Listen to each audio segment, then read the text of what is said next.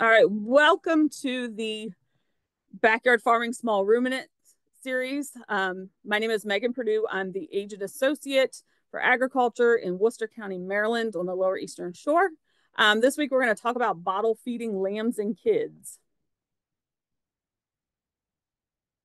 So we have some disclaimers in our presentations because we're handling animal advice. So we're going to tell you this is not medical, veterinarian, or legal advice. Sometimes we cover some legal topics.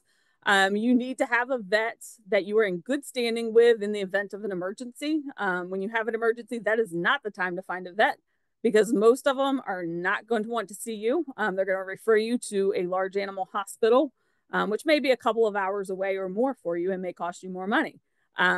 A lot of times they don't have a whole lot of extra time for the clients that are in good standing with them. So definitely not a new client. If we use a website, product, or brand, it is not an endorsement. It is just what is available to us locally. My philosophy is you use whatever you can get at a fair price and that is available to you, because a lot of products when it comes to animals are available on a regional basis. And for this particular presentation, this is a guide. There are many, many, many different ways that people raise bottle babies. There's a few ways that I would say are outright wrong. If the animals are not living, that is wrong. But if they are live, well, and healthy, then there's nothing wrong with that. So this is a guide to get you started. You're going to tweak it as I don't raise bottle babies the exact same way that I raised them 20 years ago. Sometimes it's because of your lifestyle that has to be tweaked. Sometimes it's because you find better ways or different stuff becomes available to you. All right, so let's talk about the reasons why we bottle feed. One of these, maybe because you purchase bottle babies. So if you are into raising dairy goats or you want to raise dairy goats, in order to get a doe kid, even a buck kid, you're probably going to have to buy it as a bottle baby. Most dairy goat breeders do not keep the babies on the dams because they want the milk, or they don't want them to damage the udder because they're show goats. So most of the time, if they're going to offer them up for sale as kids, they're going to offer them on the bottle. You might find a breeder, you might have the opportunity to purchase an orphan or a rejected baby that the breeder doesn't want to keep. Not everybody enjoys bottle babies, and that's okay. Some people just like production animals. They don't enjoy bottle feeding. So they do not want to keep them around any longer than they have to, so they will offer them up for sale. That can be a good way to get a nice tame 4-H project for your child, or just a tame. I like bottle babies because when they grow up, they're tame and they're easier to handle because I have a small flock of sheep and a herd of goats. So some people like friendly animals, some people hate friendly animals. So it just depends on your personal preference. Sometimes within your own herd, you may have animals that are orphaned or rejected. So the dam might die either during labor or shortly after, or at some point while the lambs or kids are still nursing. There are situations where the dam will reject the babies. So it could be because she had a hard labor. Sometimes after they have a really hard labor and a lot of dystocia, you've had to pull them, they don't want anything to do with the babies. There's situations where the babies are stolen by another animal or separated from the dam soon after birth and they don't bond, so she doesn't want it afterwards. My guardian dog gave me 3 bottle babies before I figured out what was going on, because she would go in and steal one of the twins from each of the moms. And then when I tried to reunite them, the mama didn't want nothing to do with it because I think she had already gone head to head with the guardian dog. The babies were safe because the guardian dog had them, but it gave me 3 bottle babies before I figured out what was going on. I've had situations where they've been in a lambing pen and the baby has slipped through the wire and gotten separated, and the mama didn't want it back. A couple hours had passed by the time I saw what was going on, and the mama didn't want it back. Sometimes babies they have sharp teeth. So if you find that the mom is rejecting the babies, check their teeth, because if they have sharp teeth and they're cutting on her, that might be why she's kicking them off and not letting them nurse, or they might be really rough. I have a bottle baby in my living room right now who is extremely rough, and I kind of think that might be why his mama let him get separated from her and gave him up.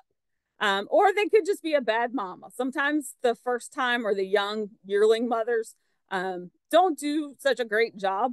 They either don't bond with them, or they don't want to nurse them. So that can give you bottle babies as well. Other reasons to bottle feed: if you have a large litter, so if you have triplets, quadruplets, in some cases quintuplets, and that mama's not going to be able to keep up with that many babies, she either doesn't have the milk production or she's not good enough health herself, then you're going to want to take some of those babies off and bottle feed them. It could be that there's a smaller litter mate that is starting to fall behind. And it might be in that one's best interest to go ahead and take it off and make it a bottle baby where it can get a little bit more attention and you know what it's getting enough to eat. In some cases, if you are, especially in more smaller flocks or herds, you might be keeping your animals longer than a commercial herd would, and they're getting a little older, so their milk production is not as great. Their udders may have been damaged over the years, or if they're just not, the mamas aren't very healthy, then it might be in the best interest to go ahead and take the babies off of her rather than putting her through the stress of trying to feed them. In all likelihood, if she wasn't in great health when she got pregnant, her milk production is not going to be that great. So it might be in the best interest of the babies as well to get them off of her. Other reasons might be illnesses and biosecurity. So if the dam is ill and she can't care for the babies, say she gets really bad diarrhea, gets down, she's sick, maybe has pneumonia, something like that, she can't take care of the babies or she stops producing milk. Maybe her udder has been damaged. So if it's a situation where she's had some mastitis issues over the years that were very minor and chronic, but went unnoticed and untreated, her milk production is not going to be great. Or if there's abnormal milk, maybe the udder's been damaged, there's been trauma and it's caused it to have abnormal milk, you may have to pull for bottle babies. If the baby is ill and needs extra care, this might be a situation where you have joint ill or navel ill and that baby's not going to be able to get up or keep up with the others and nurse, then you may have to bring it in and make it a bottle baby. And then for biosecurity reasons, CAE and OPP prevention, it's common to pull the babies off and feed them either milk replacer or pasteurized milk as a prevention for passing on CAE in goats or OPP in sheep. If you don't know what those are, it's caprine arthritic encephalitis. And for sheep, it's ovine progressive pneumonia. These can settle in the joints. The virus can get neurologic, usually in baby animals. It can cause chronic mastitis, which causes the udder to not produce milk, get very hard, lumpy, and not produce milk. So it's not something that you want in your herd for production. It's definitely not a good thing, especially if you have dairy animals. So a lot of dairy breeders will pull all the babies.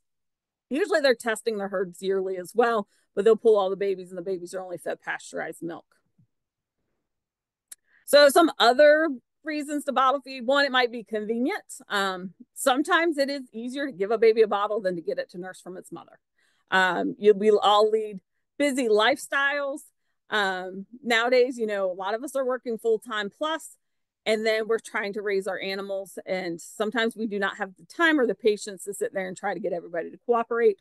It's just a fact of life. Probably not the best thing for mamas or babies, but it's reality for most of us.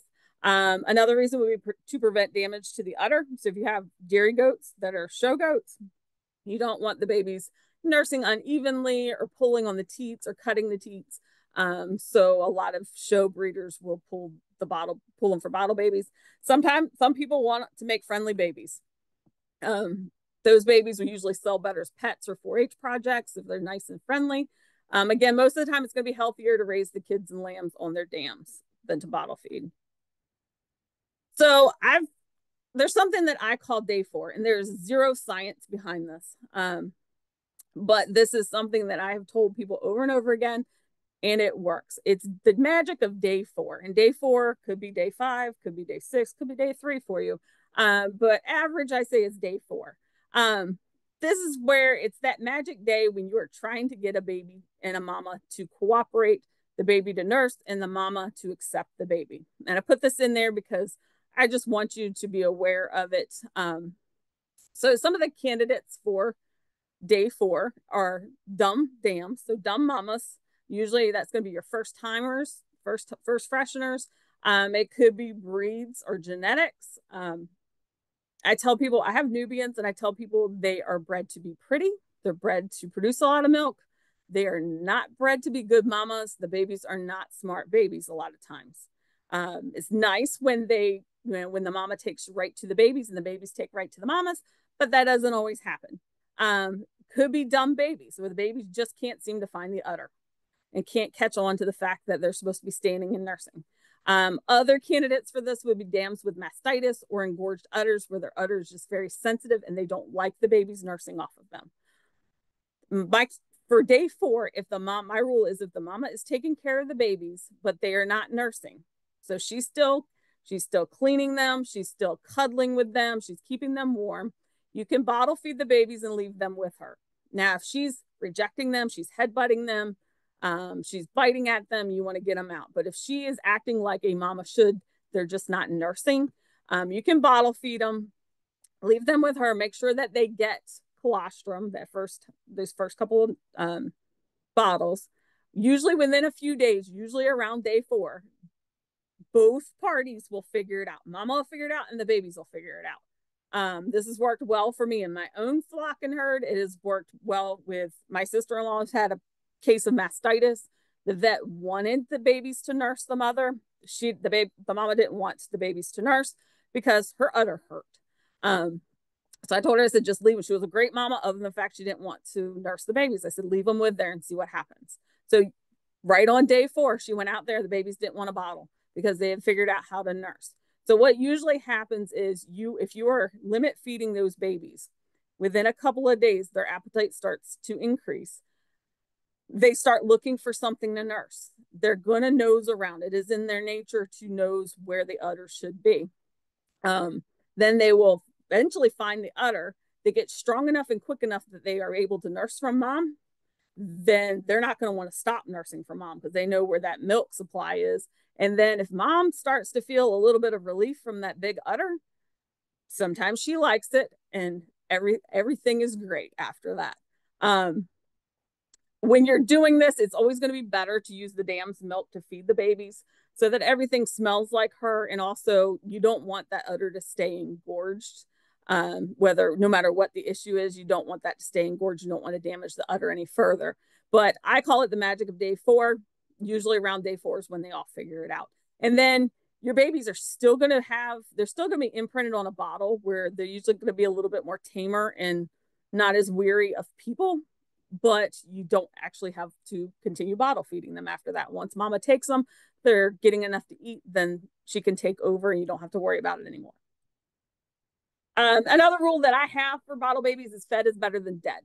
I would rather have a bottle baby than a starved baby or a dead baby or a scrawny baby that just wasn't fed enough. So when your mamas have babies, you want to check for milk and make sure that it looks normal. If it looks clear, if it's bloody, then you need to get some colostrum. If they've just been born, you need to get some good colostrum into them. If they're a little older, then you need to get some real milk into them if there's something wrong with the milk. You can listen for the hungry cry. One of the lambs I have in here right now, I knew I was going to have to pull because of the mamas had damaged udders and they're getting a little older. So I knew it was in everybody's best interest if I only let each mama raise one out of that group. I was down there when they were about a day old. Mamas were taking care of them. And it's usually after a few days, if they have a limited milk supply, that the babies are going to start falling behind. And I heard the hungry cry, and it's this weak, pitiful little cry. And once you figure it out, you will know what it is. So once I heard that, I knew this baby wasn't getting enough to eat. So then you have to intervene. Once you start noticing that hunger cry, you need to intervene. One way to check to see if they're getting enough to eat is going to be if their mouths are warm. Those first few days when they're not real spunky anyways, they're just trying to figure everything out. I will pick them up. If I have any doubts, I'll pick them up and I will stick my finger in their mouth and make sure their mouths are warm. If they're not getting enough to eat, their mouths are going to be cool. If their mouths are cold, then you have a big emergency on your hand. If you pick them up and they're trying to nurse all over your face or they're sucking on your fingers, they're hungry. So that's another good indicator. And sometimes they will volunteer as bottle babies. We've had the two in the picture right now. They both volunteered as bottle babies. One got separated from its mother and she let it go. He's very aggressive. The other one was just not getting enough to eat. So I went ahead and pulled her for a bottle baby. The other reason to, when you select your bottle babies because you're trying to reduce litter size, there's a few different ways where you can figure that out. So you could take volunteers like I had, one separates itself, makes it a little bit easier on you and mama because they've already separated and she already knows she's missing a baby. You can pull the unthrifty, ones that look a little sickly, or your preemies. The one in the picture that my coworker has was a little teeny tiny preemie, and I forgot how small he was until I pulled up that picture. His sister was normal size, and he was extremely small. I had to wrap him. I had to swaddle him most of the time the first couple of days to keep him pacified so he didn't scream. You might choose, if you like friendly animals, you might choose the female in a litter. That way, if you plan on keeping her, that way she stays friendly. The other selection criteria would be the oddball. So if you have two that are the same size and one that's smaller, you pick the smaller one. Or if you have two that are around the same size, you have one that's bigger, you pick the bigger one. So whatever one doesn't fit with the other ones, that's the one you pull for a bottle baby. All right, so when you're bottle feeding, you're gonna need supplies. And if you have a lot of animals, you're gonna accumulate a variety of everything anyways, but it is a good idea to keep a variety of options available because you might find that one works better than the other depending on the animal. So a lot of people will use the Pritchard teat. That is that one pictured in the top. It's that yellow ring with the red teat on it. It is a very nice, very, very nice product that works well for a lot of people. You can purchase the bottle that it goes on. Now they have wide mouth bottles that you can purchase, so it might be a little bit easier to pour your milk into the bottle. But it also fits on a lot of 16 and 20 ounce soda bottles. So if you like to just trash them after the babies are weaned, you can, or periodically, and you're a soda drinker, this might be a great option for you.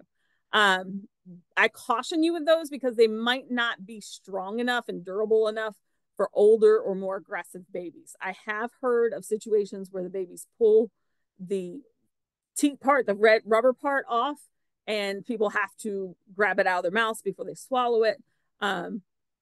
As they get older and they get more deteriorated, those older lambs and kids can pull them off easier.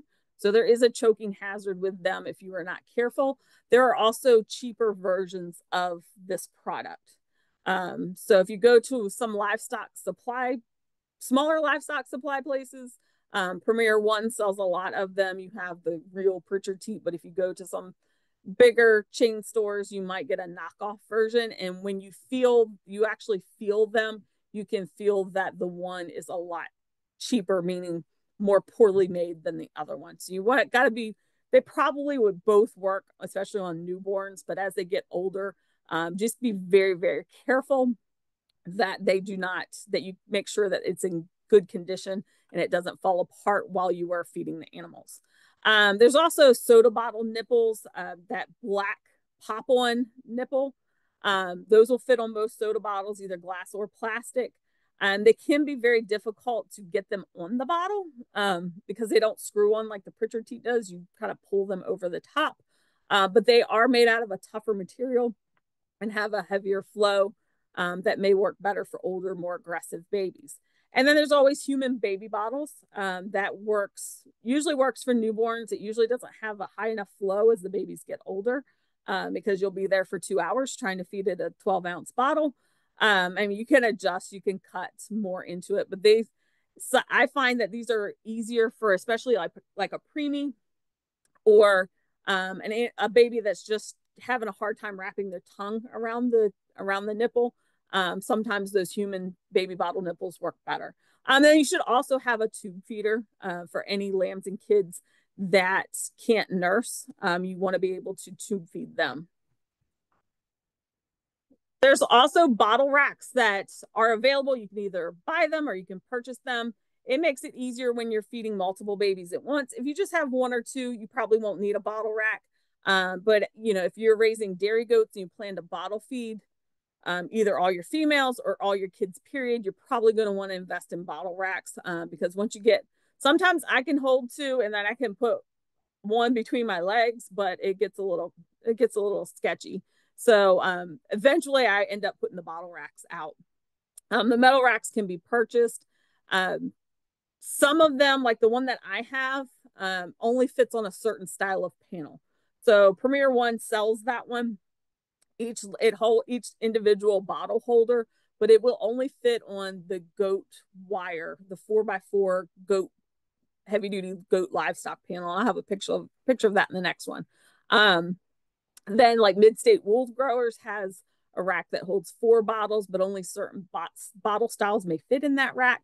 But you can also make your own. If you're handy, you can make your own. There's a lot of stuff on the internet, some templates.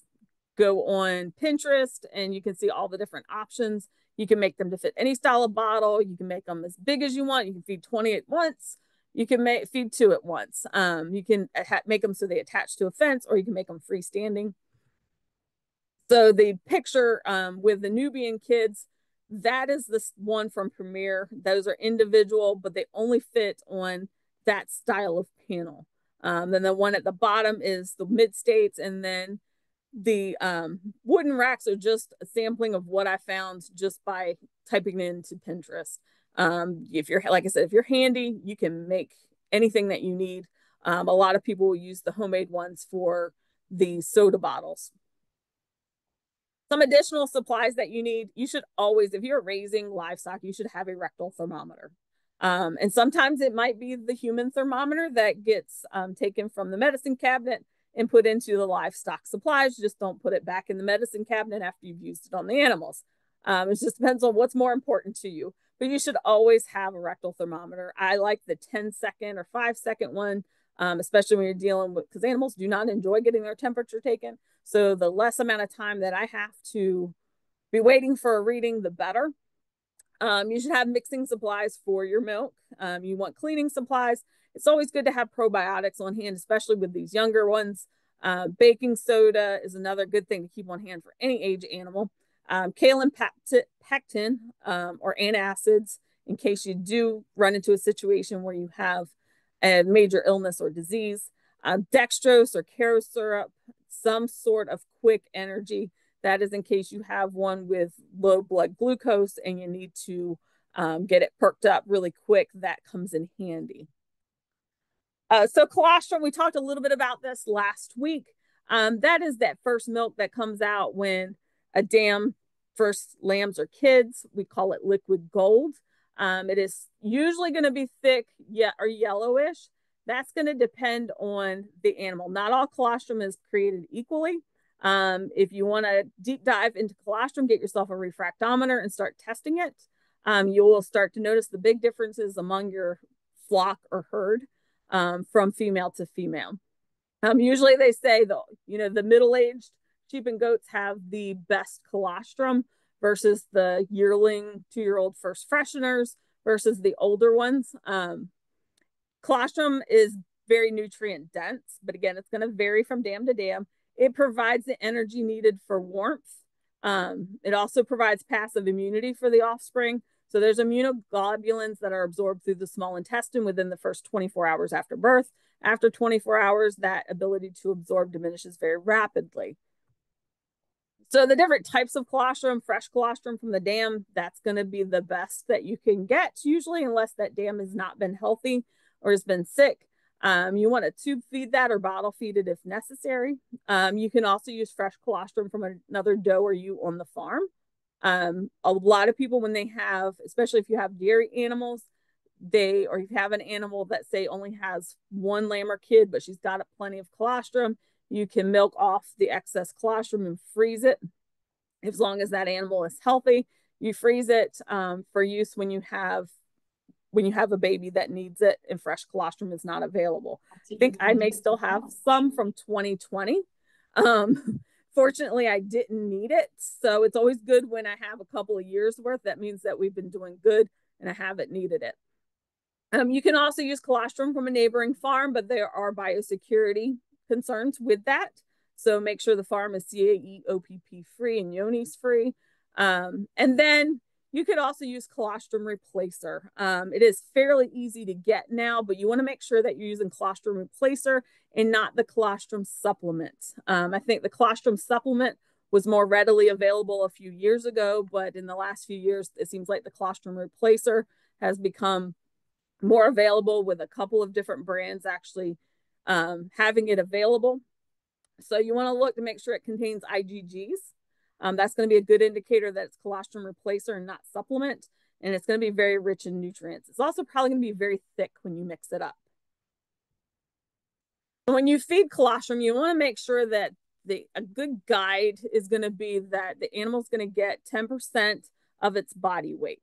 That'll be a good indicator on how much you should make sure it gets.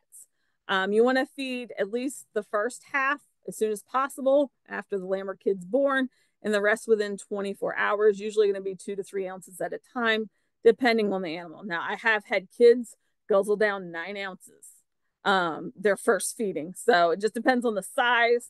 But if if they only seem to want 2 to 3 ounces at a time, that is pretty natural for them. They're not usually going to guzzle a bunch of milk from their mother when they're nursing.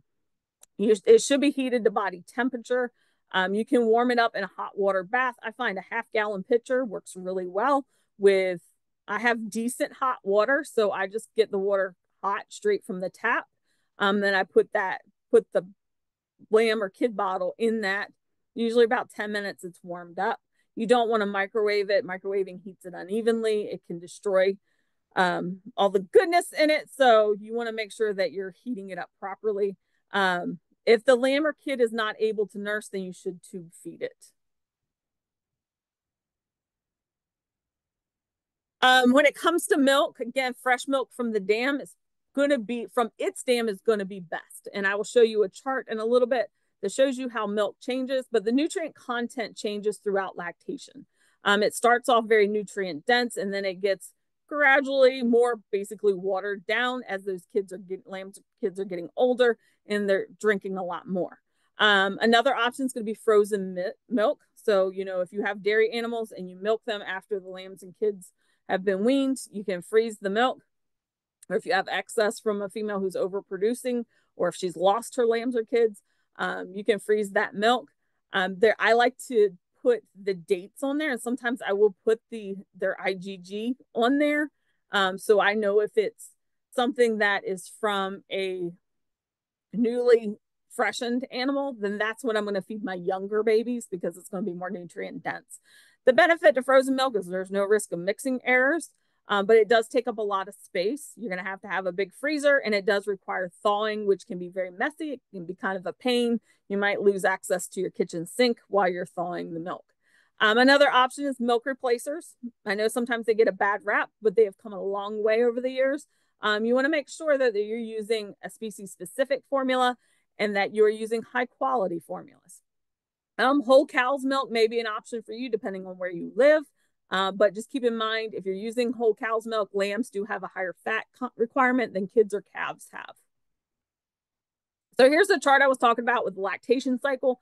The big thing I want you to notice is 0 days postpartum versus 30 days postpartum. When you're looking at fat percentages and protein percentages, they're a lot higher at 0 days when they first freshen than they are at 30 days. And that makes sense because these animals, when they're little, they can't nurse a lot, but they do require those nutrients to grow and to keep warm. As they get older, they nurse more aggressively, they drink a lot more, so that milk doesn't need to be as high in nutrients. All right, when you choose a milk replacer, you want to find one that is locally available or able to be shipped quickly. You don't want to be in a situation where you're running out and can't get your milk replacer. That's why I say shop for them locally, or make sure you're able to ship it fairly easily. Again, make sure it's species specific, but keep in mind that lamb and kid milk replacer may be the same milk replacer with just different mixing directions. So it might mean there's a lot more water that goes into the kid mixing directions than the lamb mixing directions. The problem with calf milk replacers is that they're higher in lactose, and that can contribute to abomasal bloat, which is deadly. Prognosis for that is very, very poor. You want to make sure that it's high quality. Check to make sure it's made from milk proteins such as skim milk or whey. Some of these may contain a probiotic, or you can add that as needed. And then there's the option of medicated versus non-medicated. So some milk replacers do have coccidiostats, which are a good option if you've had coccidiosis problems on your farm. When you mix the milk replacer, you're going to need some supplies. So you need that high quality species specific milk replacer.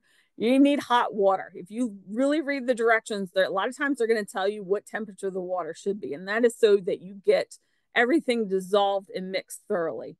It is a good idea to have a food scale. So I mixed up some milk replacer last night. It said that the amount I needed was like about a half of a cup, and usually they come with a cup in it to measure. But they also gave the ounces in that. And guess what? My eyeballs measuring what a half a cup is was way different than what the ounces were. But fortunately, I use a food scale because I like to be very exact. So I am able to mix it at the proper amounts. And we'll talk a little bit about consistency too. You want to have mixing supplies so you can use a whisk and a bowl. You can use an electric hand mixer if you want to get fancy, or you can do like I do. I like to get it into a wide mouth. I use a wide mouth jug and a funnel, get it all in there and shake it up. So when you're mixing them, you want to follow the directions. Again, the directions may be different from for different types of milk replacer. Use the water that is the appropriate temperature. Again, the directions may have a recommendation for water temperature in order to make sure that it is mixed thoroughly. Measure your powder accurately. So it really does need to be weighed. You can eyeball it, but you might pick up that scoop and the milk replacer be packed down. When really and truly you should spoon it into that measuring cup and it should be packed down. But whatever you do, be consistent. My mom, that was one advice she gave me growing up, was that the same person needed to mix the milk each time. That way, if you mix it wrong, it's at least consistently wrong and it's not going to mess around with the animal's guts. When I was in college, we had a lot of orphan babies and we took a bag of milk replacer and 3 of us read the directions and 3 of us interpreted them differently. So at least if it's wrong, it's going to be consistent. You want to mix it thoroughly, shake it up before feeding each time. And that's every time. So mine lives in the refrigerator. I mix up milk replacer. It goes in the refrigerator. But when I take that jug of milk out, the first thing I do is shake it up. The lumps in that can cause abomasal bloat. So you want to make sure that everything is mixed properly. When you're trying to bottle feed newborns, the best advice I can give you is be patient. Some of us have more patience than others. My mom was very good at the newborn bottle babies. She didn't like them as they got older and obnoxious, but she loved them as newborns. And so what I would do is I just dump them on her. I get a newborn, I just dump it on her, let her get it started on a bottle. Because if I had to get it started on a bottle, we were going to end up tube feeding it. You want to make sure the body temperature is normal if it's less than 5 hours old. You need to check to see if it can suckle and swallow. So if it's not aggressively trying to nurse, stick your finger in its mouth and make sure that it can suckle and that it is swallowing, because otherwise you're going to drown it if you stick a bottle in its mouth. Again, the human baby bottles may be easier for them to grasp, especially the first day or so. A lot of times what you'll see is their tongue gets pushed out of the side of the mouth instead of wrapping around the nipple itself. And that makes it harder for them to nurse. Sometimes it's easier, especially if you don't want to be bent over, the first couple of times to just sit them sternal in your lap. As they get older, they're not going to want to sit in your lap. They're going to stand because that's how they nurse. They would normally nurse would be standing, but it might just be easier on you and them if you just sit them in your lap and take it slow. And then if things are not working, then you'll need to tube feed them. And there's a very good fact sheet put out by Washington State that we can get to you to give you directions, step-by-step directions on that. If you follow that, you won't go wrong. So day 2 through weaning, the baby should eat standing up in a natural position. You can feed with the Pritchard teat or something more sturdy. So a lot of times I will start my newborns off with the older, softer Pritchard teats. And then as they get a little bit more aggressive, a little older, then I give them a brand new teat and then save the older ones for the newborns. You want to monitor to make sure, especially if you're using a rack, make sure that the babies aren't stealing from the other babies when they finish their bottle. So if you have multiple bottle babies, you're going to notice that some of them will guzzle down their bottle pretty quickly and others take their time, just like children. Some eat really fast, some eat slower. But usually what happens is those older, more aggressive, faster eating lambs or kids are going to finish their bottle, and then they're going to try to finish their neighbor's bottle, which means your other lambs or kids aren't getting enough to eat, and the other ones are getting overfed, and they could get diarrhea or worse from an upset stomach. So you want to feed, your goal is going to be around 4 to 6 times a day for those first few days. More frequent feedings of smaller quantities is better. That's more natural. But a good rule of thumb is going to be about 4 to 6 times a day. You may have some that need more than that. But usually if they're good and healthy, they can start to get by on that 4 to 6 times a day. If you feed the milk cold, it's going to decrease your risk of abomasal bloat. And I know we don't like to do that, but they can adjust to cold milk as long as they're getting enough to eat. When you're bottle feeding, you're limit feeding them with the bottles. You want to gradually increase the amount of milk per feeding as you notice them starting to get more hungry or hungry quicker outside of their schedule. Or they just don't seem to be filling up when you feed them, then you're going to want to start to increase it, but you want to make that gradual. Keep your feeding times as consistent as possible. They will adapt to your schedule. So, they can survive while you're at work for 8 hours if they need to. But make sure that you're keeping the feeding times consistent and make sure you're putting, say, at least 4 hours in between each feeding if you can. And then a minimum of twice a day until weaning. Some people will drop it down to twice a day. But again, the more times per day that you feed them, the better. So if you can keep it at least, I like 4 times a day for the first couple of weeks, and then eventually I'll drop it down to 3. They're kind of starting to get into weaning territory by the time we get down to 2. And they should easily be able to finish each bottle. If they're struggling to finish, then you're giving them too much. You want to make sure that it is easy for them to finish it. So how much? And this is a question that people that have been doing this for a long time struggle to answer, like myself. I go by feel. Like I know how much each one of mine should be getting by the way they're acting, by the way they're responding it, by the way they're finishing each bottle. But starting off, I know that is not the answer that you want to hear. So a good rule of thumb is they're going to get 10 to 15% of their body weight total a day. Usually newborns of standard size animals should be getting probably around 24 ounces at a minimum a day. By the time, and then that gradually increases as they get bigger. That's going off of about 6 ounces 4 times a day. Some of them, I have 2 very different size lambs in my house right now. The one 4 to 6 ounces 4 times a day. The other one can do 10 ounces 4 times a day if I let him. So the amount's going to vary animal to animal. Breed and size can factor into that. But again, you want to increase the total amount gradually according to their weight. A lot of us are going to stop at a certain amount. So 45 ounces is kind of my stopping point. Once they reach 45 ounces a day, and I have my animals are about 150 pounds full grown. I stop them around 45 ounces unless it's an exceptionally large lamb or kid. 45 ounces is my breaking point. By the time they start to eat that much, they should also be eating grain and hay. So that grain and hay should be making up for the calories that they're trying to get. Another option for you, especially if you're working and you really don't have time for 4 times a day feeding, is a lamb bar or a milk bar. This is a free choice or ad lib feeding. Basically, there's multiple different styles, and some people have their preferences, but it's a bucket with nipples attached to it. Some of them have little tubes.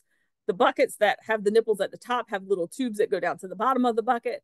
The bucket on top probably does not have any tubes in it. So there's less to get dirty. There's less to clean on that. With this system, the milk is kept cold.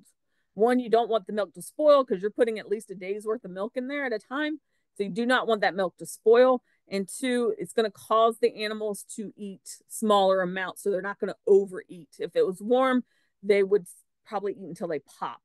And that make them very sick. So they're eating small amounts frequently, which is more natural, more like what they would get off of their mother. And if you watch a lot of mothers do not let the animals their babies just nurse nonstop off of them. They usually let them nurse for a little bit and then they walk away, they kick them off. This is a preferred method for producers who have a lot of bottle babies. So some bottle feeding tips. You want to keep your equipment clean. All the bottles, the teats, the mixing equipment, you want to make sure all that is kept clean. Dirty supplies can make the baby sick. If you're not washing your bottles out right away, then put them back in the refrigerator. You don't want them sitting out. You don't want your milk sitting out and spoiling. You want to check the teats and nipples for cracks and tears. Make sure it's not dry rotted. Again, those older, more aggressive babies can pull the teats and the nipples apart, which means they could also choke on them. The poorly made ones can pull apart even if they're brand new. Make any changes gradually. So if you're changing the type of milk or the quantity of milk, make sure those are done gradually if you can. Now, I have successfully taken animals that were on goat's milk and put them on a milk replacer, and I didn't have the option to gradually make a change. I usually will put some probiotics in there, but I have been able to do that without any upset stomach and without a lot of diarrhea. So those high quality milk replacers sometimes do pretty good. You want to keep your feeding times consistent. If the animals get overly hungry, they're going to eat faster and they may overeat, which can lead to digestive upset. They can get too hungry too, where they can't, like, especially when they're younger, where they can't eat. They get overly hungry, and then like you have to kind of wake up their stomach to get them to start eating again. So it might require you to do a little feeding and then come back later with another feeding. But if you keep those feeding times consistent, you're going to end up with less problems. Utilize probiotics when you need them. I like a granular probiotic that can be mixed right into the milk. That's good for transitioning them. And when you think you're going to stress them, you think they're going to need it, go ahead and use it.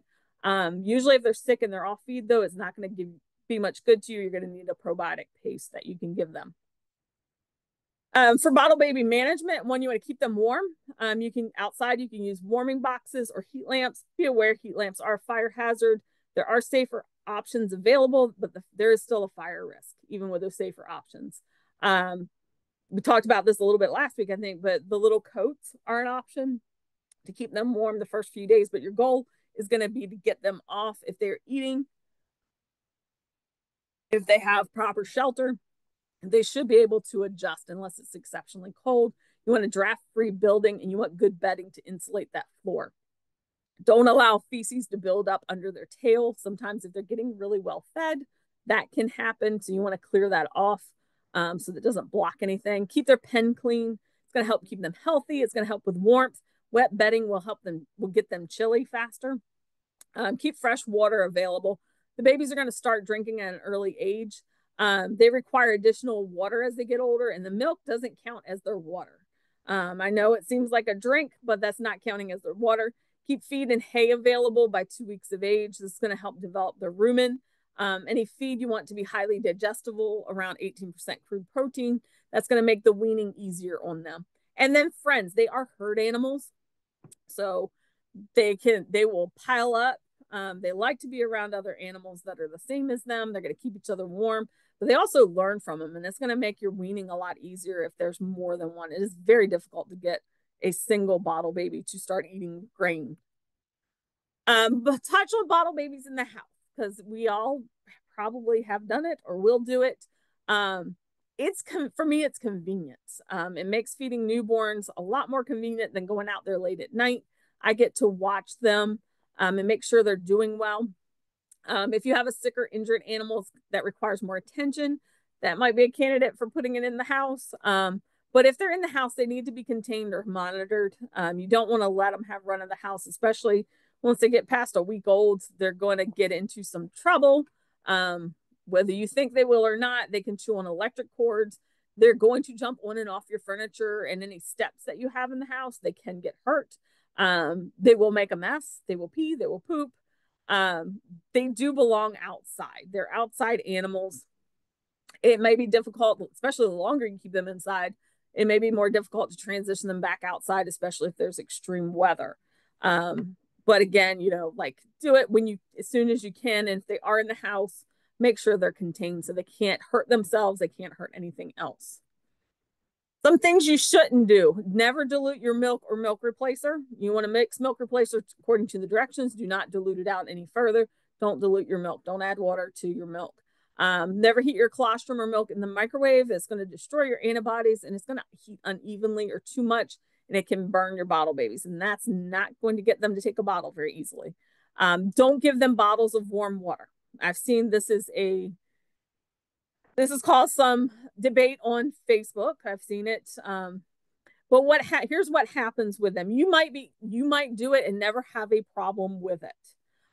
Somebody else might do it and immediately have a problem with it. I have seen this happen myself, because my mom was a big fan of giving them bottles of warm water to kind of top them off. You think water's not going to hurt them, but what it happens is it causes what they call water intoxication. They end up peeing red urine due to hemolysis. It's like the cells burst, they swell up and they burst. The animal that I had, I don't think it's deadly, but it's not pretty either. I thought my goat was dying. This is when I was a teenager. I thought she was a goner. But then later on as an adult, I learned what had actually happened to her. I thought she ate a poisonous plant and was dying. Never give warm milk free choice. There's a very high risk of overeating and abomasal bloat if you do that. And avoid using diapers. I see people putting diapers on animals all the time. It can be dangerous. One, they don't want urine and feces right up against them. But two, if you keep the diapers on, if you use diapers too long and they are too tight, they can cause health problems, especially in males. We had a situation where we were given an orphan that had been kept in diapers, and one day he got all bloated and swelled up. We took him to the vet. Those diapers had constricted his urethra and pinched it off, so he could not urinate anymore, and it ended up killing him. So be very careful with diapers. Make sure they're not too tight. You can use puppy pads or human underpads on the floor instead. I layer them down in the pack and play. I put the reusable washable underpads down, and then I put the disposable ones on top of it. Then I just throw the disposable ones away. Or you can keep them in an area that can be clean, like a spare bathroom, somewhere where they can't get into anything, but you can mop up any messes that they make. So we want to keep our bottle babies healthy. So some things we're going to take a look at are they clean? No dirty tails. They haven't had any diarrhea. They have a healthy appetite. So when you give them that bottle, they take it pretty readily and they are able to finish it easily. They're having normal elimination. So when they're first born, they've passed that black tarry meconium, and then they start to poop normally. They're urinating. They should be urinating quite a bit, and making a lot of urine if they're drinking, the more they drink. They should be active, especially after that first day. They should run and play. Mine, like I said, they're only a week old and they already have the lamb races through the house in the middle of the day when I take them out of the pack and play. Usually what you see in a healthy baby is when they get up, they stretch. That's usually a good indicator that they're feeling well. Bottle babies should be happy to see you. So when they see you, they should expect food. They should run right up to you. That indicates that they're feeling well. Sick bottle babies, an abnormal temperature, diarrhea, they're reluctant to eat, or they can't really finish the bottle when they were finishing it yesterday, but they're not really finishing it today. They may stand hunched in a corner. You may hear them cry or vocalize. They may have heavy breathing or rapid breaths. A distended belly is an indicator something's going on. Reluctant to move or abnormal gait. That could be indicators of joint ill or pale mucous membranes. We'll talk a little bit more about sick animals next week in Lamb and Kid 911. One thing that might just happen is they might be ADR, ain't doing right. We'll talk about that as well. I had a situation like that yesterday with one of mine. She just wasn't right. Couldn't figure out anything that was wrong with her. So tried to adjust her feeding to keep her eating. And then today she has normal appetite. She's doing great. If you have a situation where you need to start an older lamb or kid on the bottle, maybe it's been orphaned or it's from a large litter and it's fallen behind, or mama just doesn't have enough milk and it's starting to fall behind, that's going to be harder than starting a newborn because they have imprinted on their mother. They're used to nursing from their mom. It might be a little easier if you have a herd or a flock where your animals are fairly tame, so they're not skittish of people. But if they're older than 30 days and eating feed and hay, they might be fine without bottle feeding. Just make sure they're with their friends and they're getting plenty of good quality feed. Um, if you need to get some supplemental milk into them, they're going to have to be hungry when you offer the bottle. They're not going to take it. They're not going to take that nasty rubber nipple in their mouth if they're not hungry, especially when they've been nursing off of mom. Try to use milk that is close to what they are used to. So if they've been nursing off of mom, then they're probably not going to take to milk replacer all that well. So try to get milk from another animal in the flock or use whole milk. Feed them standing up because that's how they're used to eating, is standing up. So you want to make it as natural as possible. I will put them in between my legs so that maybe they will fool them into thinking it's their mom. It might help to put them with other bottle babies so they learn by example and see what the other babies are doing. If that doesn't work, then you could try pan feeding them. And what I mean by pan feeding is you just pour the milk into a small bucket or a pan, and try to get them to drink it that way. I have been successful with that with older lambs before. Would not take a bottle for nothing, but still needed those extra calories. Wasn't quite ready to be weaned yet. Wouldn't take a bottle for anything, but I got a plastic measuring cup, put some milk in that and just tried that. And as soon as she tasted it, she took off eating it. And that's what we did until she was weaned. For weaning, the minimum age is going to be 30 days. For most of us, that's going to be too soon. We're not going to have the animals eating good enough by that time on their own to wean them. But your target age is going to be around 6 weeks. And the size that you're aiming for is 2.5 times their birth weight. Bottle babies can be difficult to wean. So offer that creep feed and hay early so they get curious and start to nibble on it. They may, a lot of times kids and lambs learn to eat from their dams and older babies. So the more bottle babies you have around, the more likely it is somebody's going to get curious, start eating, decide they like it, and everybody else is going to get curious and start eating. Once they are big enough and consuming adequate feed, you can decrease the milk. You want to vaccinate at the appropriate age. That's going to depend on whether they received adequate colostrum or whether their dam was vaccinated or not. So typically you're going to vaccinate an animal that's on its mother around 6 weeks. With bottle babies, you may need to back that up to 3 to 4 weeks. You want to minimize stress. Don't do stressful management practices while you're weaning. So that's not, weaning time is not the time to start vaccination. It's not the time to do ear tagging, to castrate, anything that's going to cause them stress. You want to minimize stress during that time. Keep them in familiar surroundings. You don't want to wean them and sell them at the same time. If you are weaning them, then you wean them, get them on regular feed, get them through the stressful part of it, and then you sell them. Otherwise, you could sell them on the bottle, but you want to wean several weeks before you try to sell them. Leaving them on the bottle too long can hurt more than it helps. And this sounds backwards to a lot of us. I have experience of that. I almost lost a lamb last year because I just didn't have the heart to wean her. She was a single that I had purchased, and I ended up with a bad case of Clostridium with her and almost lost her. And after that, she was for sure weaned. I took her off the bottle. No more bottles for her. But you know, you want to the goal is to get them off of the bottle as soon as you can. I'm going to talk a little bit about behavior because it's very important with bottle babies, especially if you have children or even for yourself. Bottle babies can learn bad habits because you let them get away with stuff when they're little because it's cute. You know, jumping up on you is cute when they're 10 pounds. It's not cute when they're 95 pounds. Butting you is cute when they're a week old. It's not cute when they're 6 months old. Intact males in particular can get extremely dangerous as they get older. So if you have especially rams or more aggressive goat breeds, you need to strongly consider castrating those if they were raised as bottle babies. If you choose to leave them intact, be very, very, very careful with them. And they can be fine. And this is with any intact male animal, especially. They can be fine today, and tomorrow they can be mean and nasty, or they might just have one bad day, but they can cause a lot of damage. So never let your guard down around your intact males.